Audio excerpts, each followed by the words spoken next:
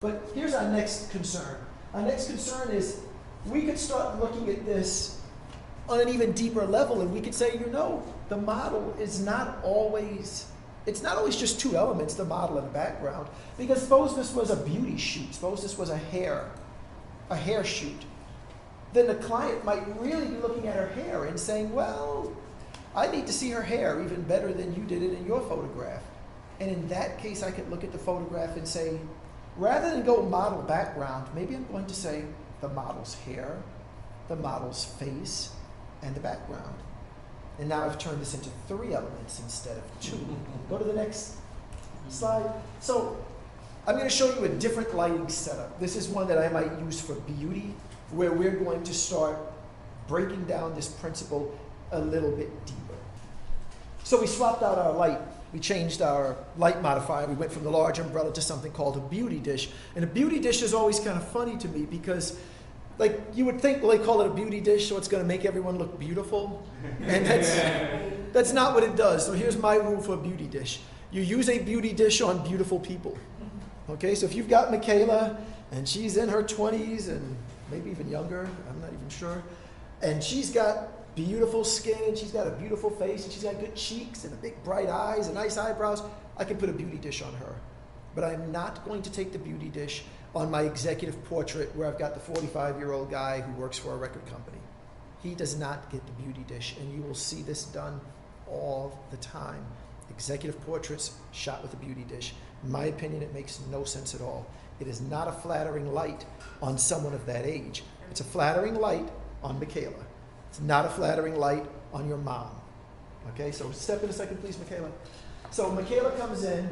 She's going to be about the same distance that she was before. And since I measured the light already with the large Westcott umbrella, we can just shoot, correct? No. I can't just shoot. What was my step that I'm supposed to always do?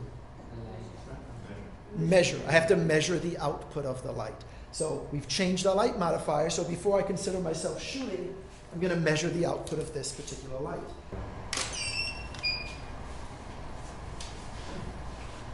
And our verdict is? Okay, so it's a little dark. Again, some of this is personal preference. For me, this is a little dark, kind of split the difference of where we are and where we were. So he's bringing up the power just a little bit. And you notice I'm not spending any time here.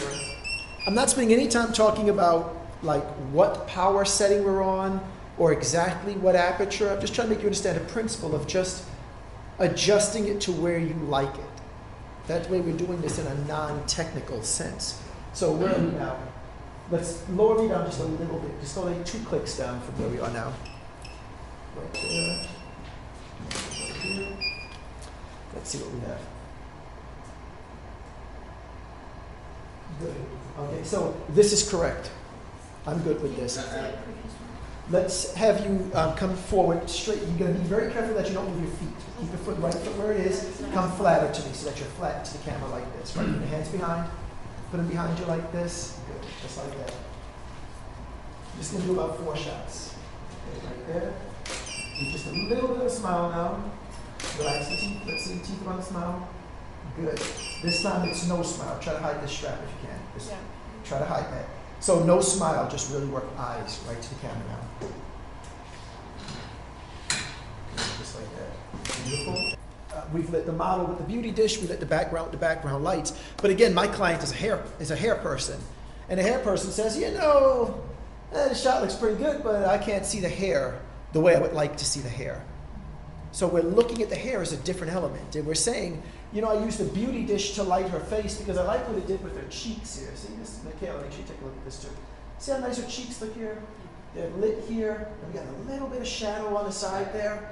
I love that on her because there's no lines on her face, and we're sculpting her face beautifully with our beauty dish, and we're using the beauty dish because she is beautiful, the subject is beautiful, so we're getting away with using a beauty dish on it, but we're not in love with what's happening to the hair now.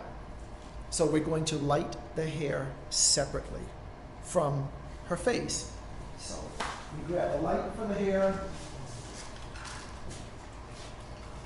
The hair is a little bit different. So here's my hair light, and we're going to take a picture. The first thing we do, of course, is measure the output of the light. And we take a photo, and let's see how she looks with my hair light. So Yeah, get it to stay right there. Beautiful, right there. How does her hair look? Hair looks fantastic.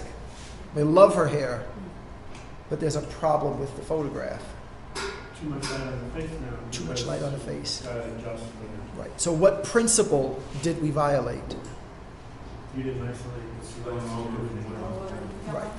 We violated the principle that the light from one element should not touch another element. The principle said the light that's lighting her hair should not be lighting her face. We're supposed to light each element separately. So what we're going to do to light her hair instead of this is we're going to use a grid. Because the light that you're looking at now, the strip light, is obviously a very large light, and it's hard to control large light. Any type of large light is going to spill light all over the place because it's big. It's lighting her shoulders, it's lighting her face, it's lighting her hair. And in an artistic sense, there's times that that can work, but if we're trying to be sort of technically precise like we're doing now, it's not going to work for us. So instead, we're going to take a much smaller light, a much harder light, and we've got our grid.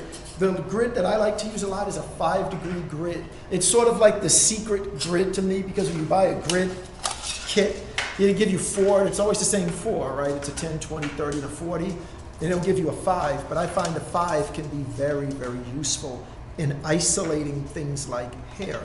So sometimes I'll use the 5, sometimes I find a 10 is proper.